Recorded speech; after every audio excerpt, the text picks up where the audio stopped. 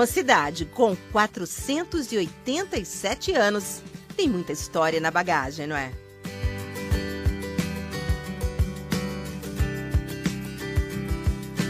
Tempos atrás, quando a melhor fonte para se saber mais sobre o passado eram os livros e as enciclopédias, era necessário recorrer sempre a eles.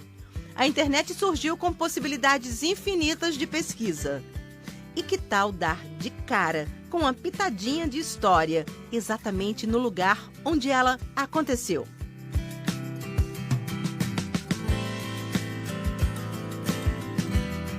É bem possível que você já tenha visto essas placas. Talvez até exista uma na rua onde você mora ou onde trabalha. Estão espalhadas por todo o Recife e em alguns outros lugares. Estão em muros, prédios, locais históricos. Estão, inclusive, no lugar de onde a ideia de fazê-las surgiu. Nós fazemos parte aqui do Instituto Arqueológico, né, que é uma associação cultural que já tem 162 anos de funcionamento. E há cerca de 8 anos atrás, um dos nossos confrades, Silvio Amorim, né, chegou com a ideia de a gente levar para as ruas a história, né, contida nos nomes dos logradouros, de uma forma acessível, de uma forma prática, que permitisse, né, que o Instituto cumprisse aquela que é a sua função, que é a de divulgar o nosso passado histórico. A primeira de todas é a Rua do Imperador, ideia de um advogado.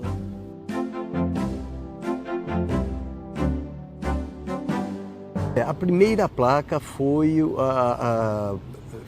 Dr. Aloysio Xavier, que ele fez na Rua do Imperador, onde ele viveu. O pai dele, que foi juiz, viveu muito naquela época, naquele local também, né, no Tribunal de Justiça. O escritório de advocacia dele era lá também, e ele tinha um certo apreço pela Rua do Imperador. E a segunda placa, eu me lembro também, que foi na Rua da Amizade. Veja, que é um nome que inspira. Essa já foi ideia de outra pessoa. Muitos vão ao Instituto e dizem, olha, eu quero participar do projeto, sugira o nome de uma rua, nós queremos participar. Às vezes é uma família, às vezes é uma empresa, às vezes é uma pessoa física, entendeu? Às vezes é um pai que quer homenagear o filho, ou muitas vezes o filho quer homenagear o pai, entendeu? É uma rua que ele morou, que o pai morou. E a outra forma também é quando nós identificamos ruas assim importantes, nós vamos atrás também em busca de parceiros. E assim as placas foram se multiplicando. Tem um padrão. São feitas em azulejo, poucas cores, alguns arabescos, com um texto que é preciso quebrar um bocadinho a cabeça para elaborar. Nenhuma história se conta numa só frase, não é? Porque toda história envolve nomes, datas, fatos. É grande o esforço dos autores para conseguirem contar uma história num texto curto, claro e preciso.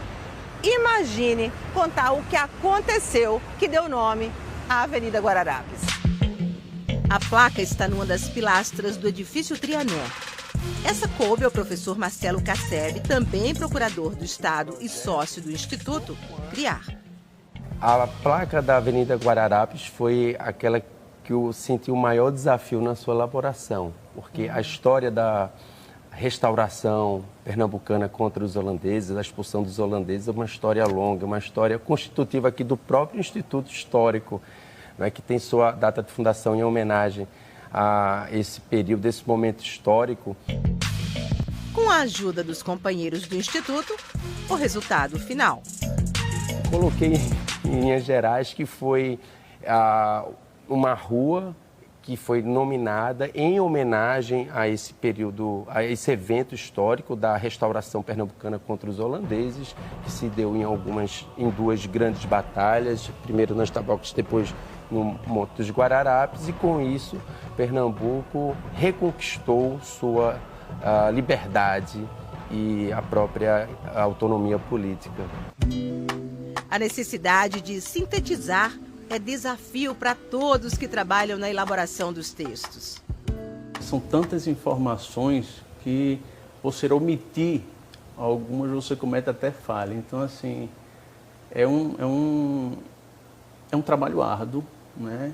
E de parceria. A gente vai sintetizando nomes, sintetizando palavras, até construir frases simples, curtas, que consigam, né, caber no programa, no detalhe, e a parceria dos colegas, a aprovação dos colegas, aí as coisas começam a fluir normalmente.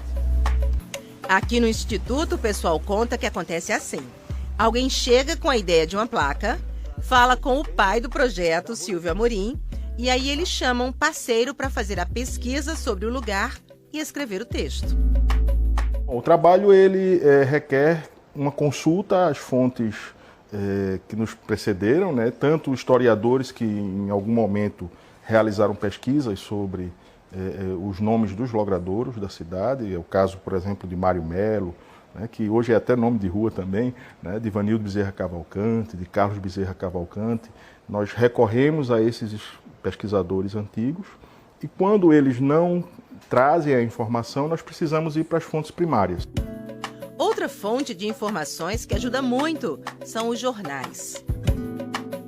Nós temos jornais que circulam na cidade desde 1821 e eles trazem muitas vezes informação sobre a primeira ocorrência do nome da rua, né, e sobre atividades que existiam na rua ou personagens que moraram na rua e que acabaram dando nome ao logradouro.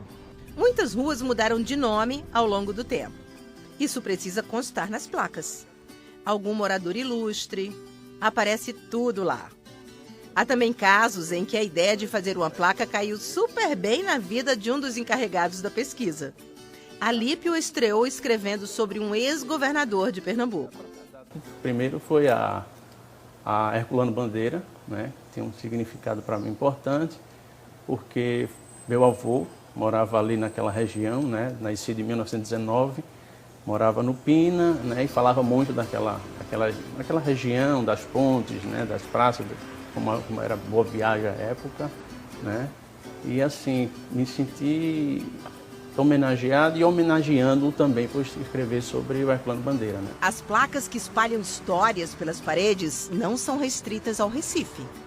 E elas estão em mercados, praças, ruas conhecidíssimas como a das Calçadas, num projeto que tem o nome de História nas Paredes.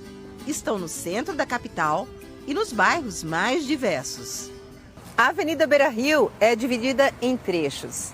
Este trecho aqui foi batizado de Avenida Beira-Rio, jornalista Gineton Moraes Neto. Gineton, que foi repórter, trabalhou com a gente na TV Globo, colega. Essa placa em homenagem a ele tem muita moral. Você vai concordar comigo.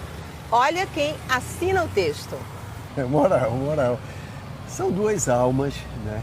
Duas almas diferenciadas, né? Nesse mundo que nós vivemos, né? Caetano Veloso e Gineton. E ele, Gineton, tinha uma verdadeira adoração pelo trabalho de Caetano Veloso. E Caetano Veloso, por ele. Caetano Veloso diz que passou a respeitar o jornalismo depois que conheceu o Gineton, pela forma dele trabalhar. Ele pesquisava, ele ia a fundo. E essa parte musical, ele fazia de tudo, né? Você foi colega dele, você sabe que ele fazia de tudo na televisão. Mas o mundo musical, para ele, era um mundo diferenciado. Ele soube através de um amigo comum de Marcos Arraes. Eu, conversando com ele, disse que ia ter, né, que Caetano era muito amigo e tal. Aí ele disse, eu vou dizer a Caetano que está tendo essa homenagem. E Caetano, generoso como sempre, né? Fez a mensagem e ainda mandou a mensagem. Então é assim, alguém tem a ideia de botar a placa em algum lugar. Fala com o pessoal do Instituto Arqueológico, Histórico e Geográfico Pernambucano. Alguém ligado ao Instituto é encarregado de fazer a pesquisa sobre o local onde a placa vai ficar, sobre pessoas importantes para a história que moraram ou trabalharam ali. Mas como é a confecção dela? A gente vai mostrar no próximo bloco.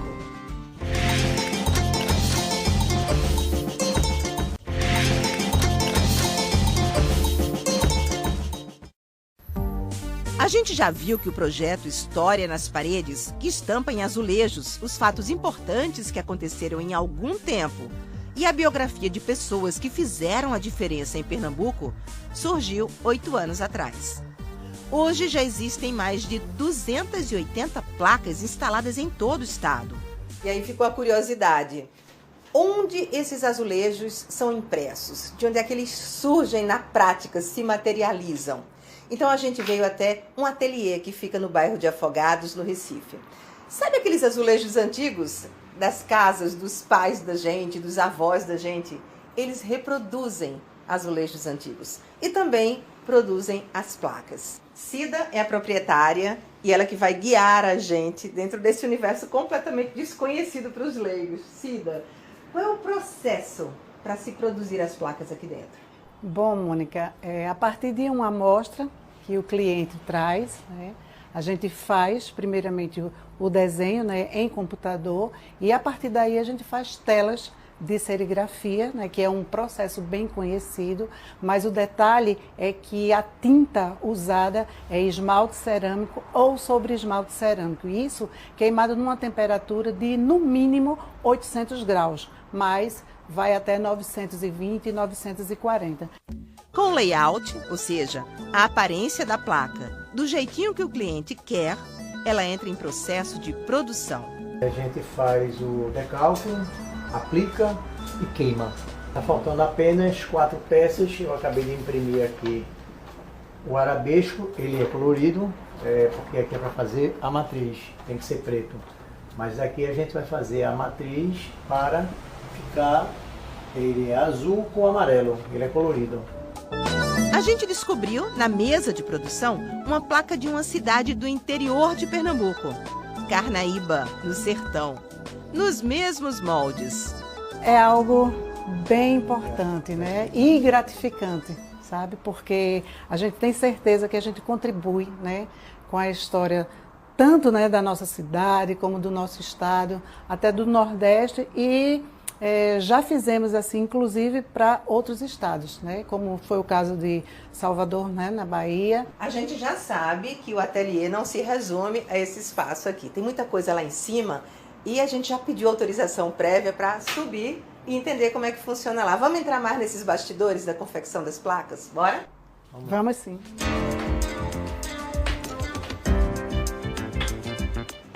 Então, Cida, o que é que funciona aqui em cima? Bom, aqui é o núcleo do ateliê, né, onde as coisas acontecem. E aqui a gente tem um exemplo de revestimento que a gente faz para fachada de prédios, né? A gente tem esse trabalho também, né? E aqui, né, são todos os exemplares, né? Material que sai do forno, né? Tanto aqui como gazetas que são resistentes à temperatura. E aqui, na verdade, é onde fica a reprodução das placas.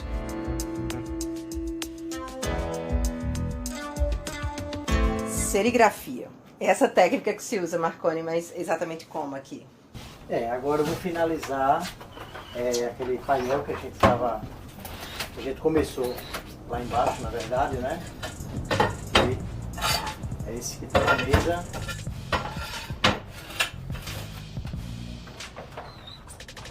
Uma cor de tinta de cada vez. Uma de cada vez. Aí você está fazendo aquele arabesco que falou. O arabesco, aí essa peça entra aqui e ele vai se montando, né? Se vestindo. Como tem muita prática, ele aplica a tinta rapidinho. Agora, forno. Ainda vai pro forno. Agora que vai pro forno. Aí vai ser queimado, esse vai ser queimado a 840 graus. Então vamos acompanhar. Vamos sim. Marconi organiza tudo nessas pequenas prateleiras, feitas de material que não derrete nem queima.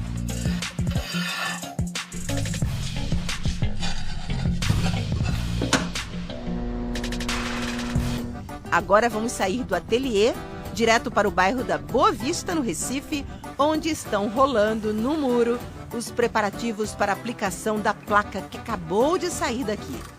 O gerente do Instituto, o gerente administrativo, que é o senhor Cabral, que ele nos finais de semana, ele se arvora de pedreiro e na maioria das vezes eu vou de auxiliar de pedreiro e aí nós colocamos a placa. É todo um processo.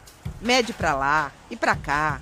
Seu Cabral desenha, tira na máquina uma camada do muro. Põe o cimento que vai segurar a placa ali para sempre. E uma pedra de azulejo depois da outra, vai montando a história da rua Afonso Pena, uma homenagem ao 6º presidente do Brasil. E ela tem também uma referência ao ex-vice-presidente da República, o pernambucano Marco Maciel, que morou na rua. Nem sempre convencer o dono do muro ou da casa é coisa simples. Tem que bater na casa ou no prédio, falar com o síndico, né? É um bom exercício de humildade e saber o que é que passa correios, entregador de conta de energia, tudo que eles passam, eu passo também. Não é? Porque hoje em dia é questão de segurança, né? Aí você quer abordar o dono da casa, quer abordar o síndico, então a gente tem que praticar esse exercício. Aí você explica que é do Instituto Arqueológico, que ele não vai ter nenhum custo na posição, que ele não vai ter nenhum tipo de trabalho. Este outro ateliê fica no bairro de Campo Grande, no Recife. As placas também saem daqui. Um lugar que faz azulejos personalizados. O dono adora a ideia de multiplicar informações preciosas. Eu acho isso altamente interessante, porque isso lembra a história da nossa cidade. E tudo que tem história tem o porquê da explicação para as pessoas. Paulo tira proveito dessas explicações que aparecem na mesa de trabalho dele. Todas elas eu li. E aí? Eu achei ótimo.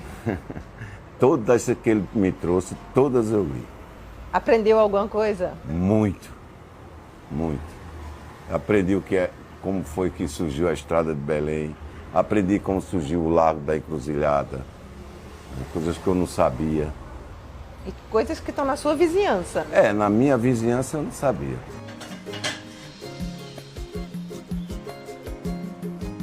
Se você tivesse que encomendar uma placa em homenagem a alguém ou alguma coisa da sua vida, você já pensou qual placa você encomendaria? A do meu pai. Que seria o quê? Um homem que trouxe o azulejo decorado para a cidade de Recife. Bom, mas essa placa tinha que ficar em alguma rua, em algum lugar. Na rua São Caetano. Por quê? Porque aqui ele começou praticamente tudo. Eu traria para ele. O ateliê fica na esquina da rua São Caetano com a estrada de Belém, no bairro de Campo Grande, zona norte da cidade. Ele sabe que as placas interessam a um monte de gente. Eu já vi muita gente lendo, como também já vi gente perguntando a mim, eu não sabia que a Estrada de Belém era assim, eu não sabia que Eudorico Mendes foi assim, um largo falado. É história não se apaga, né? Qualquer pessoa pode sugerir a instalação de uma placa dessas. Ele entra em contato com o Instituto Arqueológico, né, através de WhatsApp, 991337881. Né? E a partir daí, vê qual é o nome da rua, né? A gente dá as informações necessárias, enfim. E aí, a partir daí a gente começa o processo de instalação da placa, vamos dizer assim. Né? O custo? Varia de 1.500 a 2.000, 2.000 e poucos reais. Vai depender muito da confecção do tipo de placa, dos textos, dos símbolos que terão, entendeu? Mas é mais ou menos nessa faixa aí. Quanto ao trabalho do pessoal do próprio Instituto Arqueológico, esse é voluntário. Cada um fica com a certeza de que está cumprindo um papel importante na vida. Eu digo sempre, são pingos de cultura e de beleza na cidade. É uma oportunidade de difundir mais a história de Pernambuco, né? A instituição ela é uma instituição responsável para conservação, preservação e divulgação da história de Pernambuco. Então, foi uma oportunidade que teve de levar para as ruas, levar para a população a história, já que não temos muito hábito de frequentar museus, né, parques, essas coisas. Então, foi uma ideia bastante salutar na ocasião. Eu fico muito contente de poder levar esse conhecimento histórico para a população, para a sociedade, né? São painéis que chamam a atenção de quem passa pelas ruas, né? E de levar ali um pouquinho da nossa história, né? De forma prática, de forma resumida, de forma simples, mas com o intuito, né, de trazer para a nossa sociedade um conhecimento mais amplo do nosso passado histórico. De alguma forma, a gente se sente parte da história, não é?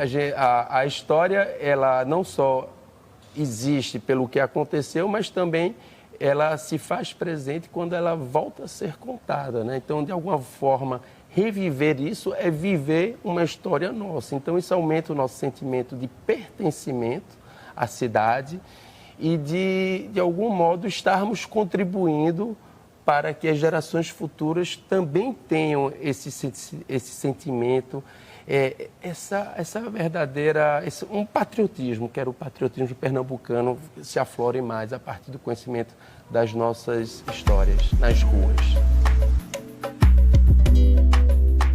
Uma ideia que Silvio diz que copiou. Viu placas assim em Portugal. Tomou isso para si e não abre mão. Acredita que está fazendo o bem. Primeiro é um trabalho muito prazeroso, apesar de ser trabalhoso, mas é muito prazeroso, né? Quando a gente termina, todo mundo que participa, né? Quando a gente vê a placa colocada no local, é porque a gente sabe que aquela placa, ela vai ficar ad eterno, porque essas placas só são colocadas em lugares que ninguém vai mais mexer. Se está no muro de um prédio, ninguém vai derrubar mais um prédio. Aquela placa em azulejo, aquilo vai ficar para a eternidade.